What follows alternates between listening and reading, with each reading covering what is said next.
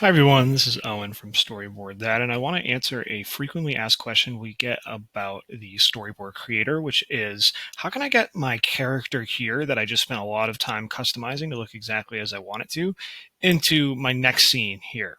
So I want this character to go from the woods here to the beach, but I don't feel like remaking the whole character. Well, it's super easy. Let's take a look. So I'm going to use my button down here on the bottom left, this little trigger, to go to multi-cell mode so that I'm looking at all of my cells at once. You can see I'm in this spider map layout. And I'm just going to select my character that I made already. And if I use this option over here next to the edit uh, column, it's going to copy him right there.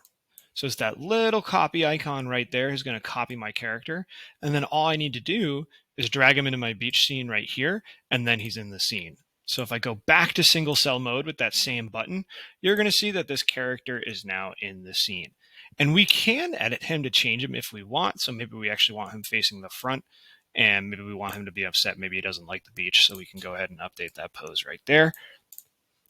And that's how you get the character from one cell into another cell. Super easy. Thank you so much for watching and happy storyboarding.